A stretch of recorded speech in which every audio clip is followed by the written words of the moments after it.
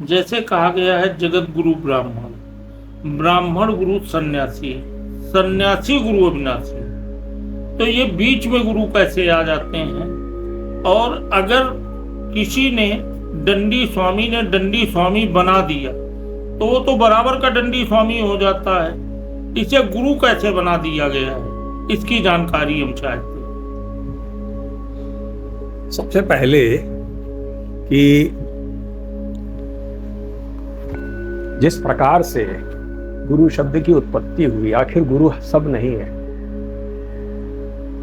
गुरु सब हो भी नहीं सकते।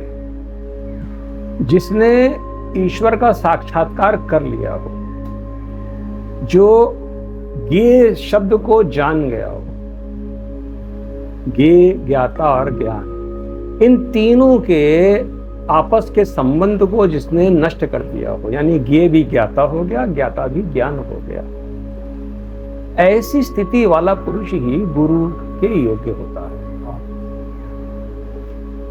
जो मनुष्य अपने भीतर नाद ध्यान करते समय पर 8 प्रकार के नाद उत्पन्न होते हैं। तो सबसे पहला जो नाद जो सुन लेता है, जो घोष है, यानी कोई घोषणा करता है, उसका नाम भी पुकारा जाता है। वही मनुष्य जो नाद सुनता है वही पवित्र होता है। इसके अलावा और कोई पवित्र होने का अधिकारी नहीं है, हमारे शास्त्रों में वर्णित है। इसी प्रकार से 8 प्रकार के नाद को वो सुनता है, यानी कि अपने अंतरात्मा में शुद्धि को प्राप्त होता है। 8 प्रकार के, तो उसमें घोष, उसमें उसको बादल की गड़गड़ाहट, मृदंग बजने की आवाज इत्यादि सब कुछ सुनाई देता है। और उसका नाम भी शुद्ध रूप से उच्चारण किया होता है, आकाशवाणी से उसका नाम का भी उच्चारण किया जाता है, यानी वही उसका नाम, यानी वो शुद्ध हो गया है।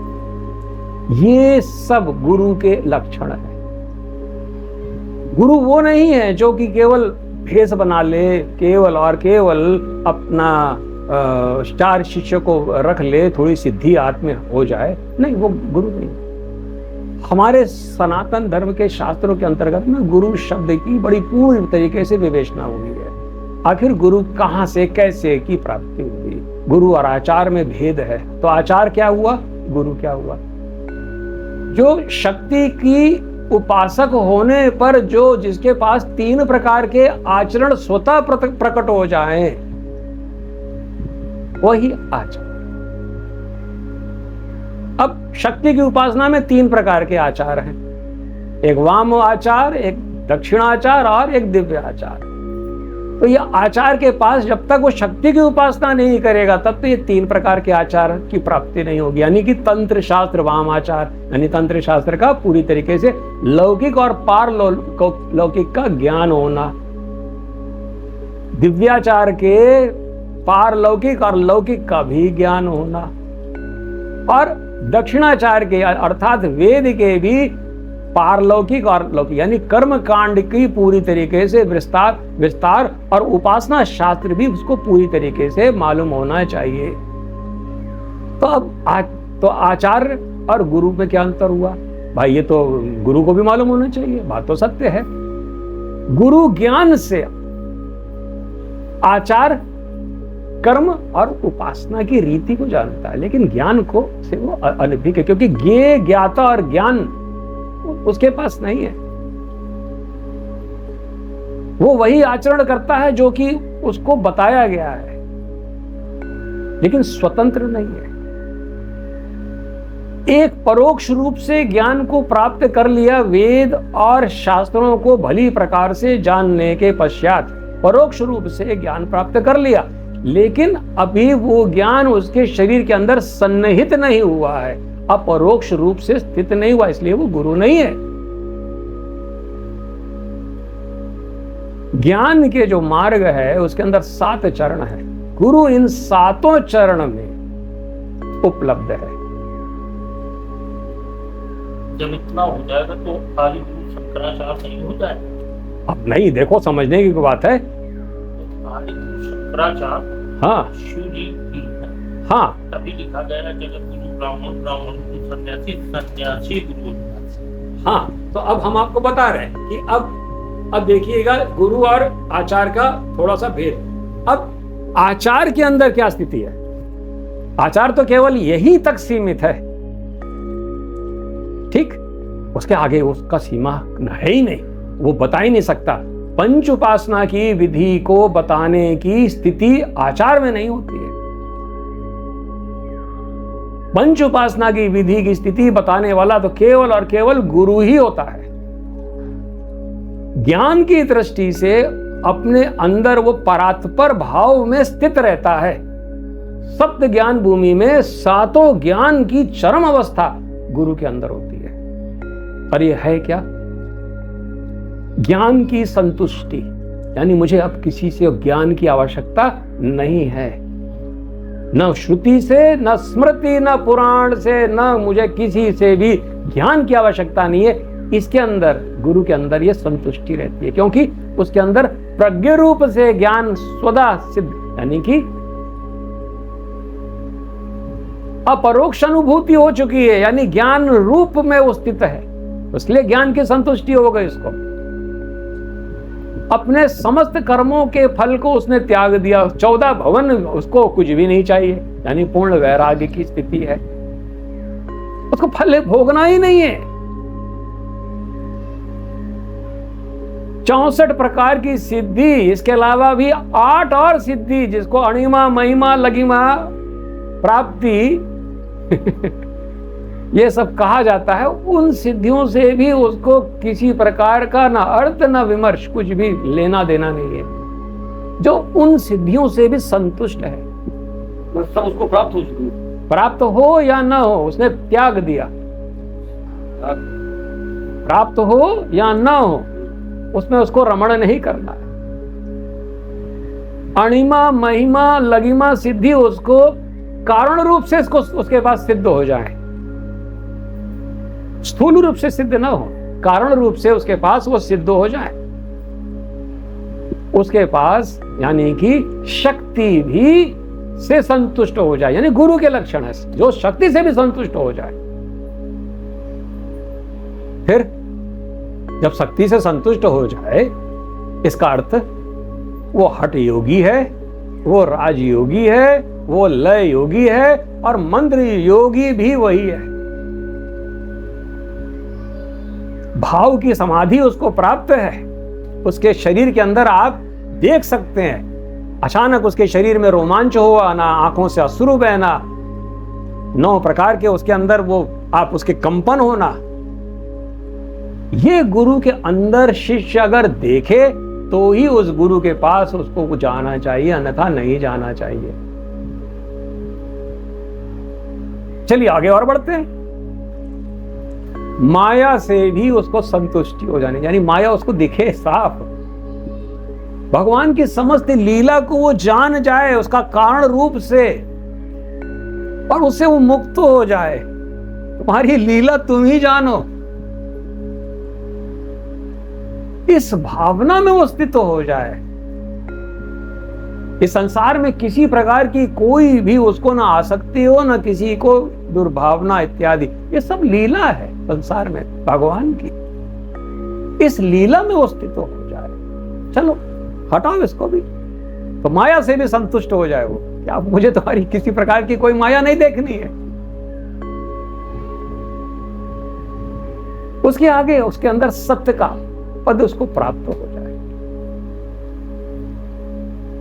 असत्य है क्या? यानी स्वतः वो अपने आप को विष्णु के रूप में देखे, स्वतः अपने को ही शंकर के रूप में देखे, स्वतः अपने को दुर्गा के रूप में अपने को देखे, स्वतः अपने को गणेश के रूप में देखे, स्वतः अपने को सूर्य के रूप में जाने, वो सूर्य से कह सके कि हे सूर्य भगवान, ये अपनी रोशनी और ये माया हटाओ, मुझे अपना रूप आपके भीतर देखना है। उसके अंदर यह स्थिति होना चाहिए। गुरु न गद्य है न काव्य है। जब काव्य से गुरु को आप लक्षित करके बोलते हैं तो फिर काव्य के अंतर्गत में तो गुरु कौन है? गुरु वो है जो समुद्र को पी जाए, ये तो काव्य है, अलंकार है। हकीकत में वो गुरु के अंदर वो लक्षण नहीं होंगे, क्योंकि काव्य गुरु नहीं है, गद्य गुरु नहीं है। जब लोग काव्य को गुरु बना देते हैं, काव्य ही स्वरूप, तो वहीं पर वो भेद खा जाते हैं। तो कोई अगले से कहता है भैया ये समुद्र सामने है, पी जाओ उसको तो। लेकिन गुरु क्यों पिएगा भाई? गुरु अपने अंदर वो समुद्र को साक्षात्कार कर लेता है। गुरु और ब्रह्मांड में कोई अंतर नहीं है, क्योंकि वो उसके पास दो आंखें होती हैं। एक आंख तो ये संसार को देखता है, दूसरी आंख वो ब्रह्मांड के बाहर से देखता है, यानी ब्रह्मांड को अपने जगत के रूप में अपने को देखता है।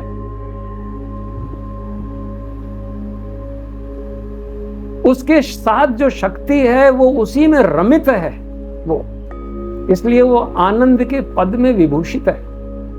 उसके पास शक्ति और पुरुष में भेद नहीं है। जैसे शब्द और अर्थ, शब्द तो शब्द है, शब्द ही शक्ति है, लेकिन उसका अर्थ पुरुष है। एक स्त्रीलिंग है तो एक दूसरा पुल्लिंग है। और गुरु तो परात्पर ब्रह्म, परब्रह्म परमेश्वर का ही स्वरूप है, दूसरा रूप। इसलिए वो अधिदेव,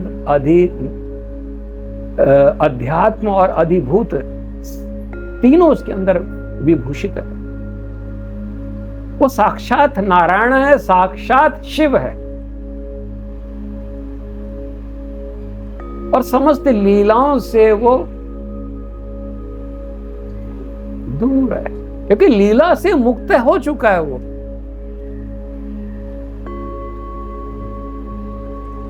उसके लिए संसार त्याग्य नहीं है।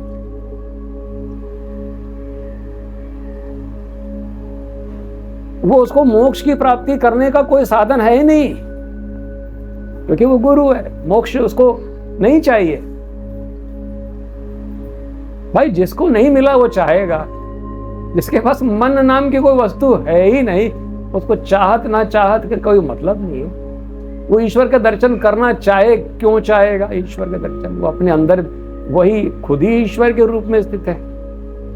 उस जग में पूरा ब्रह्मांड रूप से वही स्थित है, लेकिन फिर भी अभी आंखों की दृष्टि से वो आपके सामने प्रकट है।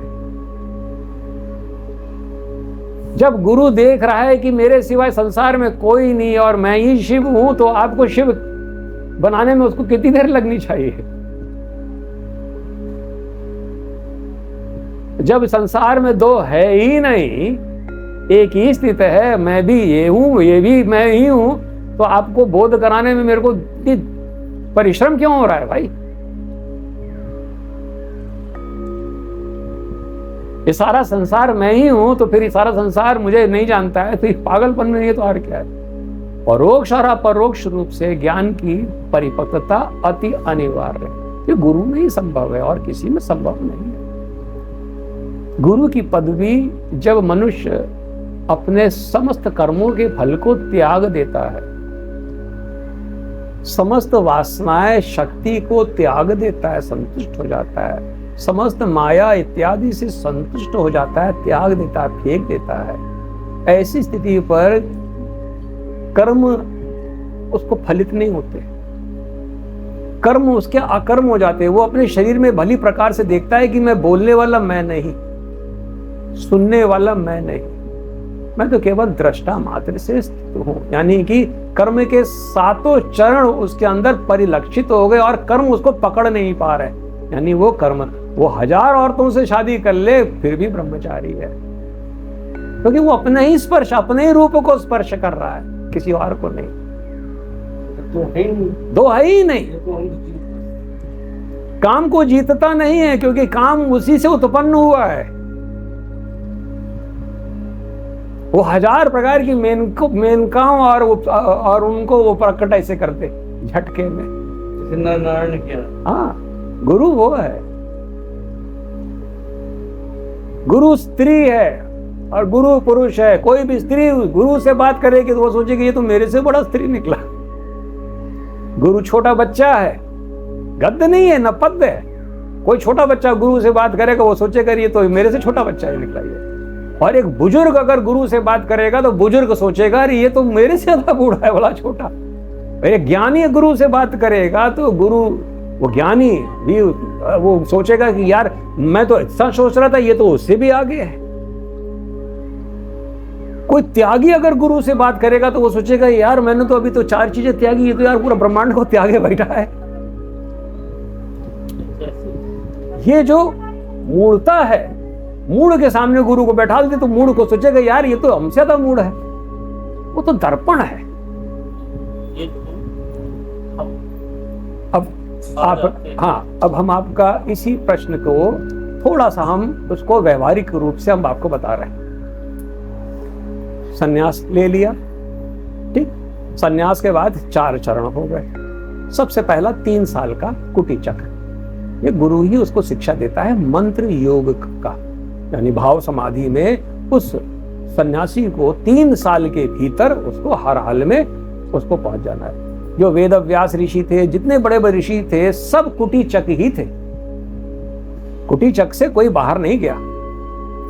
लेकिन लास्ट के कुछ काल में वो कुटी चक से बहुधक भी बन गए, बहुधक से हंस भी बन गए, और हंस के बाद परमहंस भी बन गए।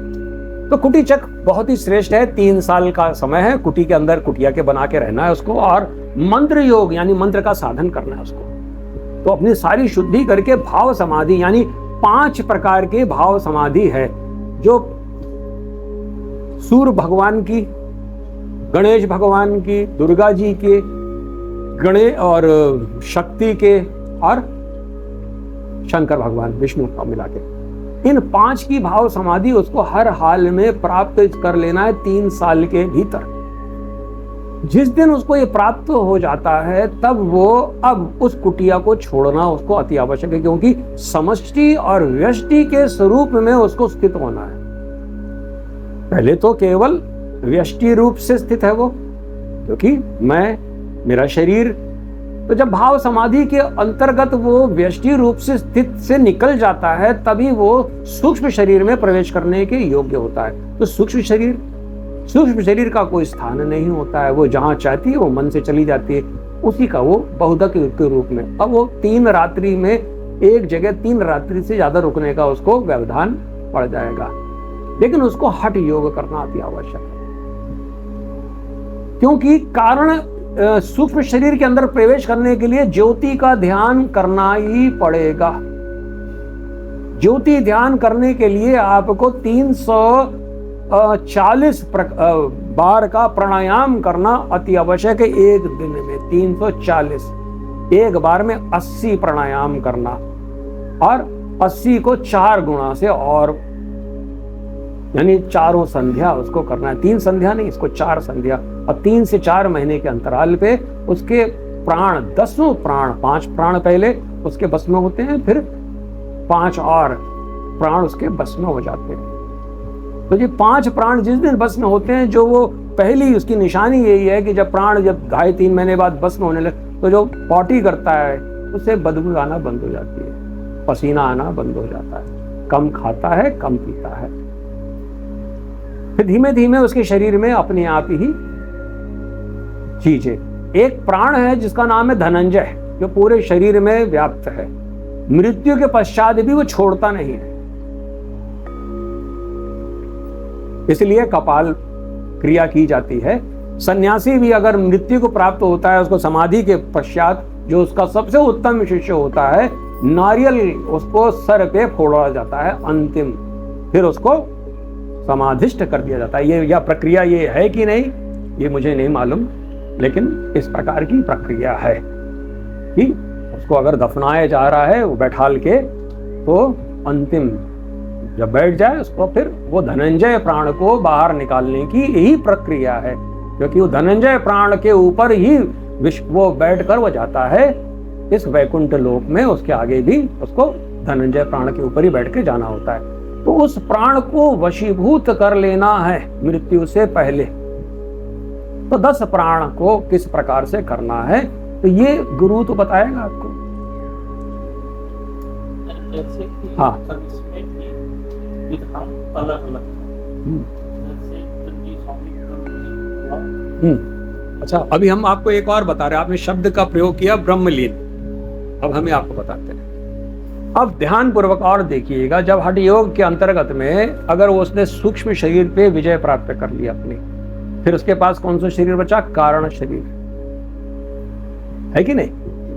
भौतिक से तो वो निकल गया कि मैं ये भौतिक शरीर मैं नहीं हूं, तो मैं सूक्ष्म शरीर हूं। तो हठ योग में बोध समाधि के अंतर्गत में वो अपने आप को सूक्ष्म शरीर के रूप में, सूक्ष्म शरीर के अंतर्गत ही सूक्ष्म शक्तियां प्राप्त होती हैं, जो कि 66 प्रकार की 64 प्रकार की सूक्ष्म शक्ति उसको प्राप्त होती है।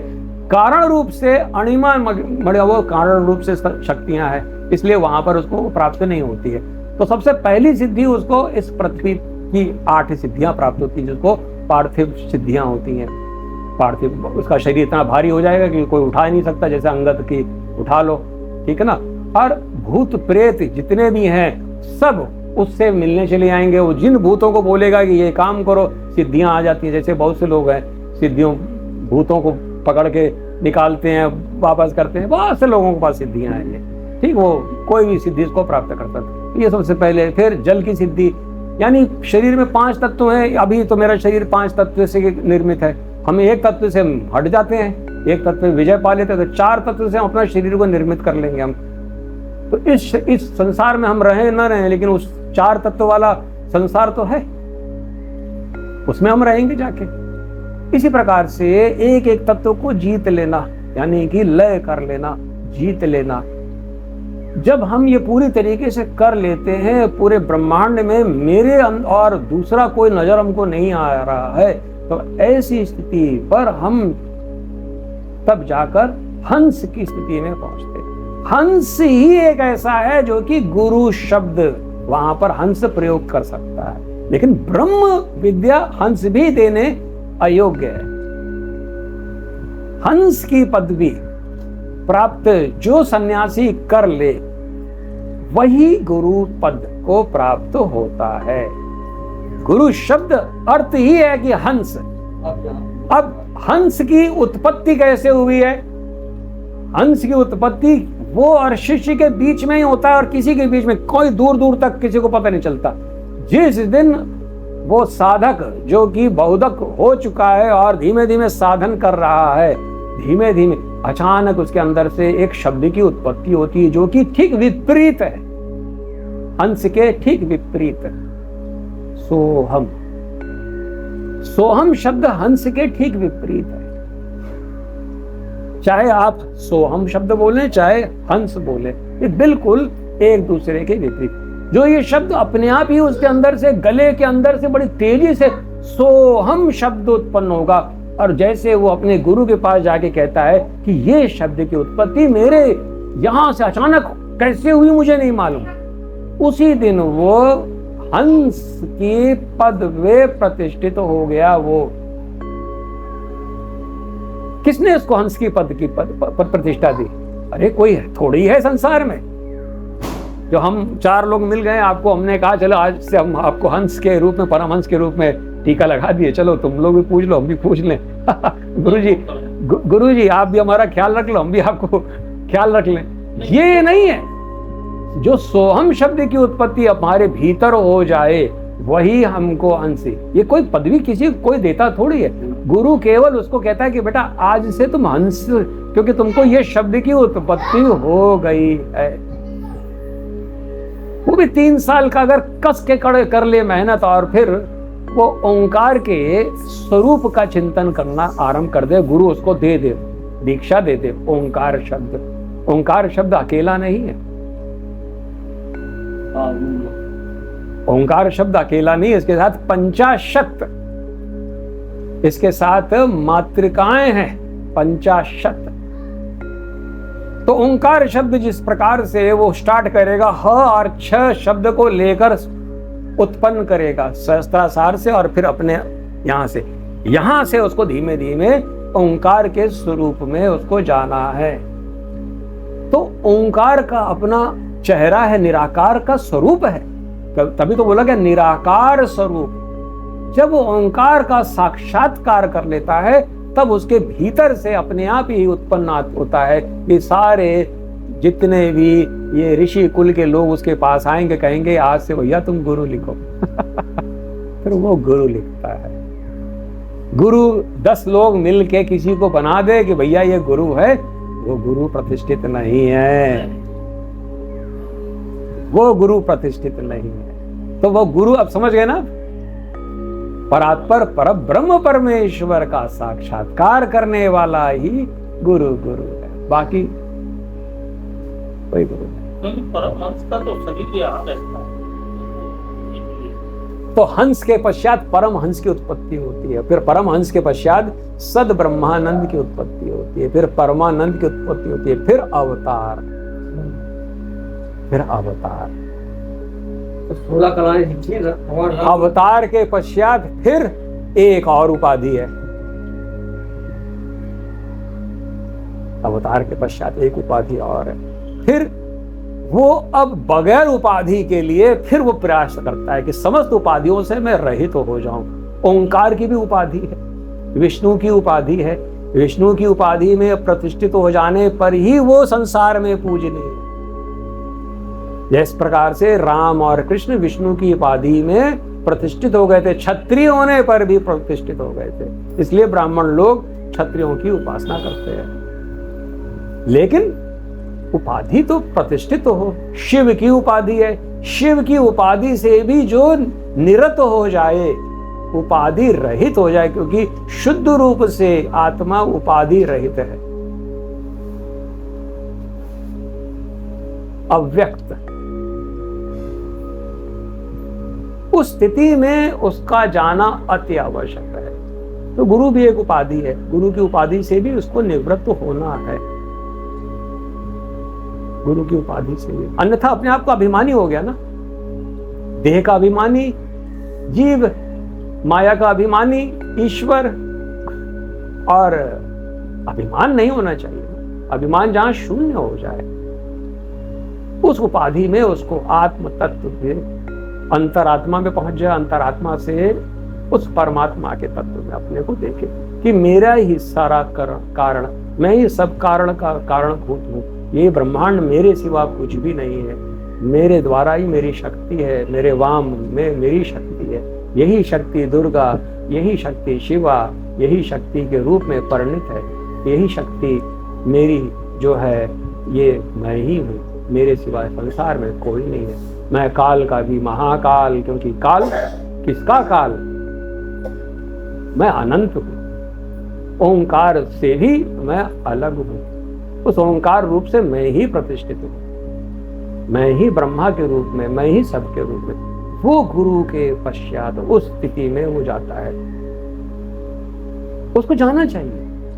गुरु को, अपने शिष्य को ये सब बातें बतानी चाहिए, तभी उसके अंदर जिज्ञासा होगा।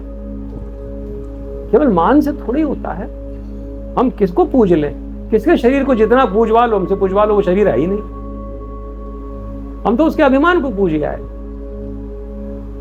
लेकिन गुरु तो शरीर भी नहीं है, वो तो सूक्ष्म शरीर भी नहीं है, वो तो कारण शरीर भी नहीं है, वो तो कारणों का कारण है, हेतु है, ये तत्व। तो गुरु की परिभाषा संसार में माया भी उसके सामने कुछ नहीं कर सकती है। तभी तो शक्ति ने पूछा कि ऐसा कौन है जो मेरी माया भी मेरी माया को लांग जाता है, बताओ, इंसान होने पर भी। तो भगवान ने कहा वो इंसान थोड़ी है, वो तो साक्षात स्वयं शिव ही का रूप है, अवतार। ये